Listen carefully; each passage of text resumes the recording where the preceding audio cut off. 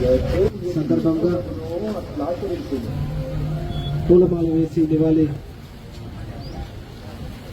ఈ విధంగా మహనీయులను మనం గొప్ప అభ్యుదయ భావాలకు గౌరవించబడినటువంటి వారు. ఆయన జీవిత కాలం అంతా కూడా మహనీయుడు ఆయన. ఆయనే కాదు, తన భార్య అయినటువంటి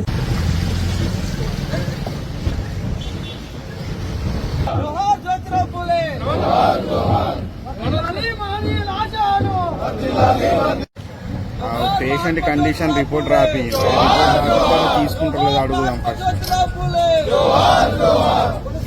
డైరెక్ట్.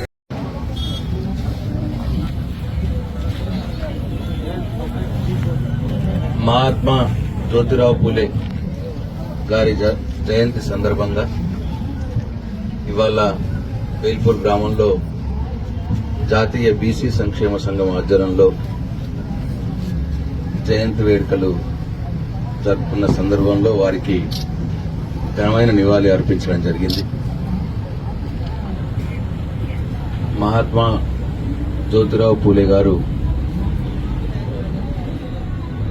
ఎవరు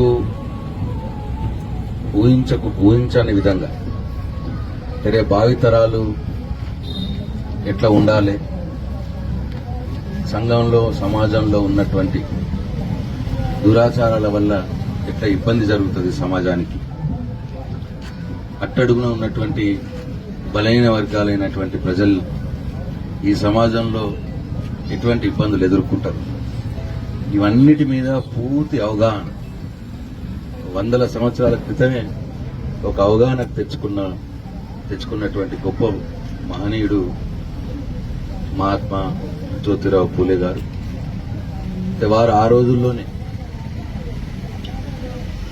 ముఖ్యంగా మహిళలకు చదువు ఉండాలి, మహిళలు చదువుకుంటేనే సమాజం బాగుంటుంది అన్న ఉద్దేశంతో ఇతరులకు చెప్పడం కాదు, మనం సొంతంగా చేసి చూపించాలి అని చెప్పి స్వయాన ఆయన భార్య అయినటువంటి సావిత్రిబాయి పూలే వారికి చదువు చెప్పించి ఆమెను కూడా సంఘ సేవకురాలుగా సమాజ సేవకురాలుగా ఈ సమాజానికి కుటుంబం అర్పించబడ్డటువంటి కుటుంబం అది. అట్లా ఈరోజు ఈ చట్టాలు కావచ్చు, ఈ ప్రభుత్వాలు చేస్తున్నటువంటి అనేక సంక్షేమ కార్యక్రమాలు కావచ్చు, ఇవన్నీ కూడా ఆ రోజు వారు మహాత్మా జ్యోతిరావు పూలే గారు ఆ రోజు ఊహించి వారు చూపిన బాటలోనే ఇవాళ అనేక ప్రభుత్వాలు అనేక పార్టీలు నడుస్తా ఉన్నాయి. అయితే ఇట్లా ముఖ్య విషయం ఏంటంటే సమస్య వచ్చినప్పుడు పోరాడి సాధించుకోవడం ఒక పద్ధతి, సమస్య వస్తుంది ముందు కాలంలో అని ఊహించి ఆ సమస్యకు పరిష్కారాలు ఎట్లా ఉండాలి అని దారి చూపినటువంటి వ్యక్తి కాబట్టి ఇవాళ సరే కొన్ని ప్రభుత్వాలు ఎక్కువ, కొన్ని ప్రభుత్వాలు తక్కువ, కొన్ని పార్టీలు ఎక్కువ, కొన్ని పార్టీలు తక్కువ చేస్తున్నాయి సంక్షేమంలో. ఏది ఏమైనా ఈ భారతదేశంలో బలహీన వర్గాలకు కావచ్చు, మహిళలకు కావచ్చు, రోజు రోజుకు జరుగుతున్నటువంటి సంక్షేమం ఏదైతే ఉన్నదో అవన్నీ కూడా మహాత్మా జ్యోతిరావు పూలే గారు చూపించిన బాటలోనే జరుగుతూ ఉన్నాయి. వారి స్ఫూర్తి తీసుకుని ఇంకా ఈ సమాజంలో బడుగు బలహీన వర్గాల వారు ఇంకా పైకి రావాల్సిన అవసరం ఉన్నది.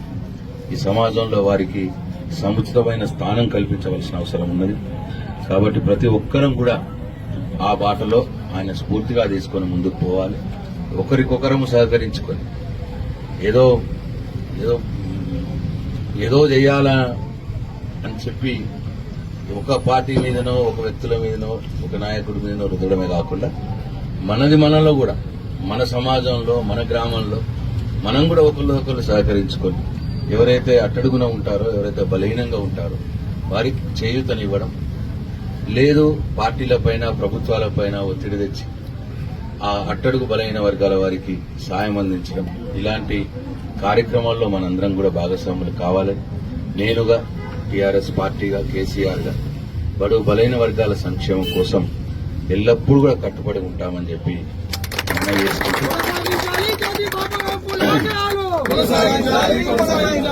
మరొక్కసారి జ్యోతిరావు పూలే గారి మహాత్మా జ్యోతిరావు పూలే గారి ఆశయాలను ముందుకు కొనసాగించాలని వారి స్ఫూర్తిని తీసుకొని మనందరం పనిచేయాలని వారికి మరొకసారి నేను ఘనమైన నివాళులు అర్పిస్తూ సెలవు తీసుకుంటాను.